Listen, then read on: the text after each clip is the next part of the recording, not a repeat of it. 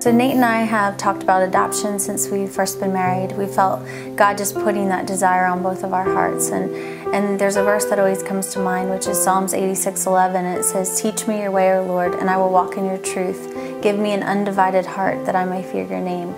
And I think we both love that verse because it talks about an undivided heart, and that means doing whatever God wants you to do, whatever He calls you to do. And for us, that was adoption. And so we started this journey, and there were some obstacles that were in the way. One of them was financial. Really, the adoption route was what we wanted to do. It was what we wanted to do, and what God wanted us to do, but how were we going to do it? Financially, it wasn't going to come into play. We didn't have the money. We had just went through having to sell our home and go through that whole thing. Some things happened at work that you took a pay cut. Took a pay cut, and it was one of those things that financially we had no idea how we could possibly do it. So being that financial was our biggest obstacle, I was at lunch one day talking with a friend, and we were just discussing some of the struggles we were going through financially, and that I really felt God calling us to adopt, but I didn't know how that was going to happen. And she said, "Well, I think that you should start now." And her and her husband decided that they were going to give us the funds to start the adoptions. So I felt like that was God saying, you know, it's time to start now. It's time to start. The financial side of things really shouldn't slow anyone or stop anyone from going through this process. Like Jen said, we didn't have the funds to do this when we started, and when it came down to it, again, the flood doors just opened. People came out of nowhere and just were so generous. God would literally give us what we needed down to the penny sometimes. And our very first fundraiser we had, it was a fundraiser my mom, my mother-in-law, and my sister hosted for us. And it was a jewelry party fundraiser. And it was I guess it was a cash for gold party. And we had to have in $3,000 for our dossier. And when we got to the end of this party, there was $2,900, and we needed $100 more to be able to send in this dossier. And by the end of that week, we had received another check in the mail for $100. So we had the full $3,000 to send in for the dossier. And that's how it continued for the rest of our adoption. Literally every penny was there when we needed it. God opened doors before we even got to him. He did. He kept, the doors just kept flying open.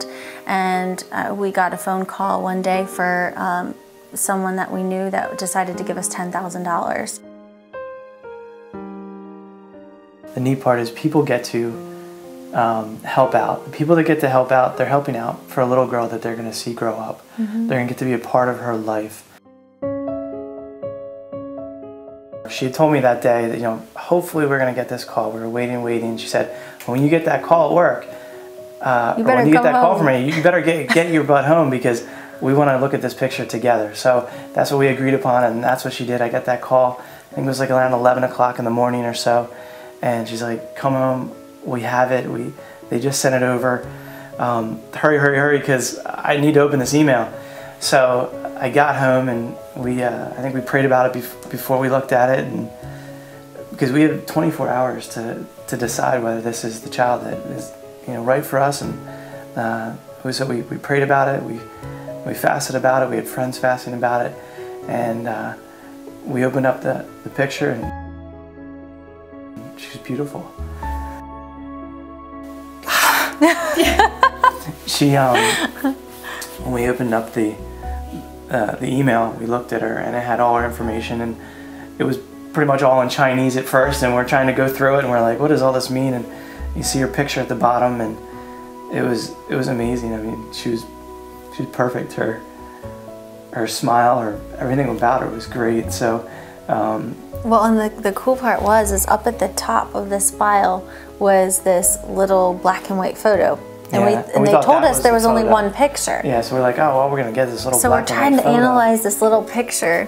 And then we go through and we're reading through her whole file, and we get all the way down to the bottom, and this full screen size picture comes up. Yeah, so it's a full photo of her, and then we started you know, after we, you know, at first you're like, oh, that's it, that's perfect, you know, she's the one, but there was still a lot, you know, to go through and make sure. And at that moment, at that computer screen, it was just Nate and I up there, you know, looking at her picture, and we both held hands and we prayed, and I don't think the two of us could barely get a word out as we're praying over this little girl. You know, we just could barely even speak. The flood of emotions that came through the two of us at that moment when you're looking at this picture and saying, that's my daughter, you know, and both of us knew, I think, as soon as we went to pray at that moment, we both just knew. We both just knew. Yeah.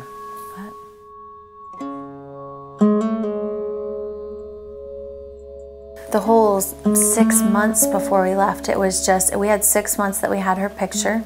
And so, you know, the boys had her picture in their rooms, and we had them all over the house, and all of our extended family had her pictures everywhere, and just the anticipation and waiting for different things. And the big phone call you get is the phone call for your LOA, which is your letter of acceptance. When we got that phone call, I remember being at Cameron, which is our younger son. We were at his game, and all of a sudden the phone rings, and I look down and I see it's our agency, and I knew why they were calling, because they wouldn't call for any other reason. And I think I screamed or something, and I grabbed the phone and I said, "Are you calling me with good news?" And she said, "Yes, I am, it's here." So I got off the phone and burst into tears, because I knew it was about 8 weeks till I'd see my daughter. What are you packing for? Packing for China. Why are you going to China? To get our baby girl. Get your baby girl. Yes.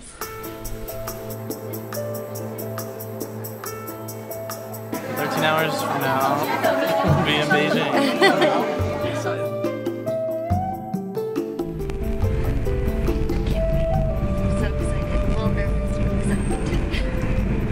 Let's do it. Let's do it. Here we go. Here we go.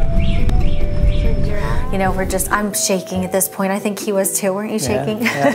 We were just shaking, and we grabbed everything and got in the car and headed over, and we went to the Civil Affairs office, and there we were waiting. Every time the door would ring, you'd hear the elevator out in the hallway, and we were sitting there waiting on the edge of our seats, just so excited. We had the video camera in our hands, and we'd hear the elevator door, the bell would go off, and we'd be like, oh, here she comes, and it would come in and it would be somebody else, or it would come in and it would be one of the workers at the place. We're like, oh. Yeah. So finally, I think the fourth time or so, we got the video camera on, and Jen kept nudging me, saying, you know, make sure you have it on, make sure it's ready, make sure it's on. And we had it on, and there she, you know, walked through the door with her nanny.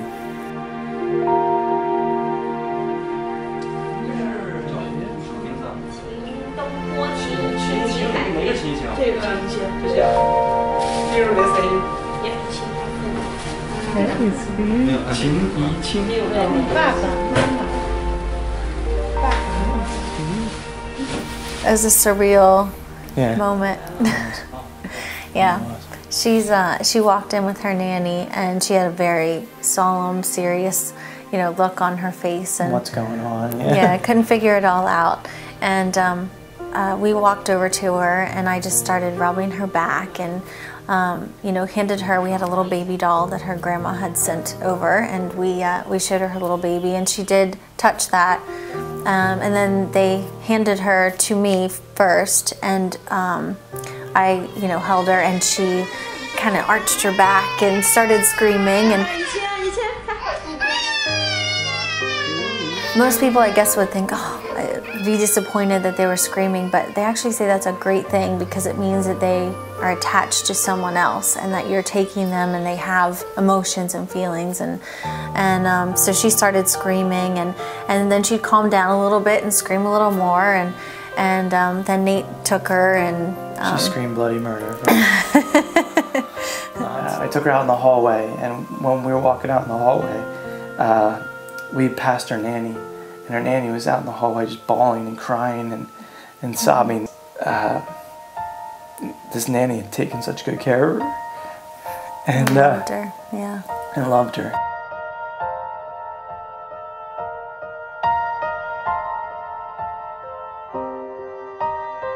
And I think my emotions hit me when we got into the car.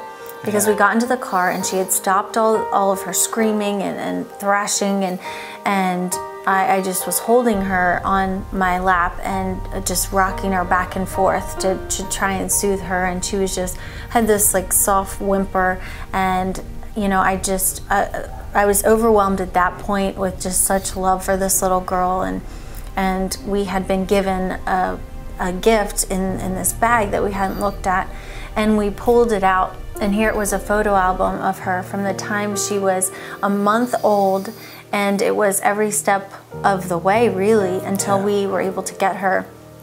They had Christmas and birthdays in there that they had celebrated with her, and it was just little pieces of her life that we had in this photo album, and that's a gift that not everybody is able to get. And just looking through these pictures again, just the emotions were just so high at that point, because you know, I'm looking at this little girl who is my child that God has given me, and I get to see these pieces of her life, you know, and it just was such a blessing to have that. So I think the emotions definitely hit the biggest for me when we got into that car to leave with her. It's like, she's mine. Like, you know, I get to take her home now, and I get to take care of her, and you know, she's ours, and we get to be her parents now, and she's no longer just in these pictures.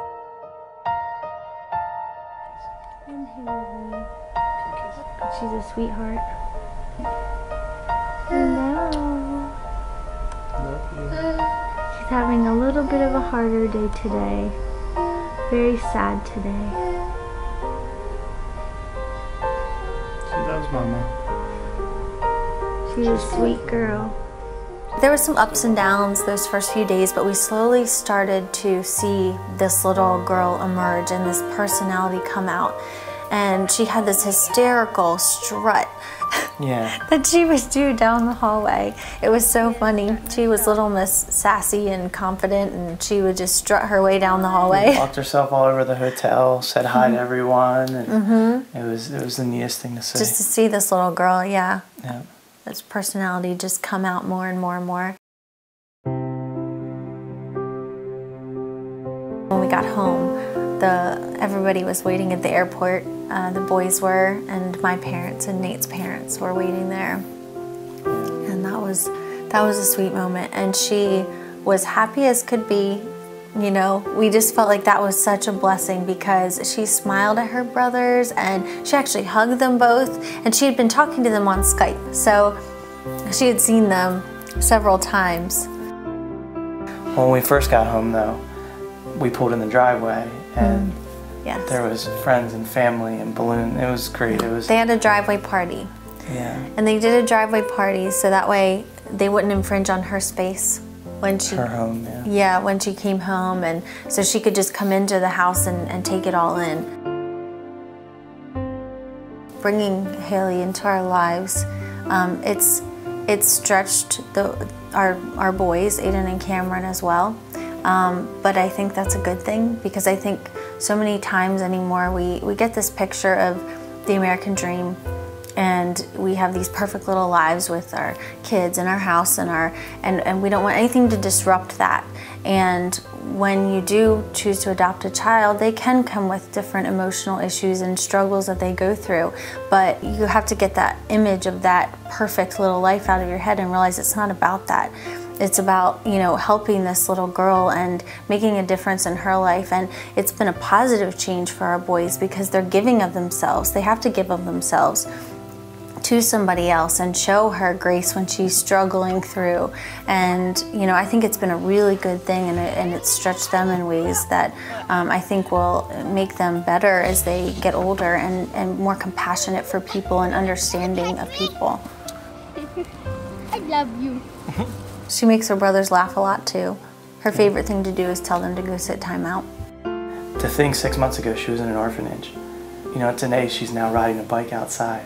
She's, you know, running and playing and talking and speaking. And 6 months ago she was in China. It was amazing to think about.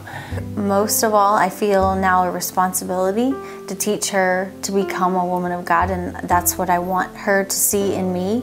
And that's what I want to teach her. And I love the saying that you weren't born from my womb, but you were born in my heart.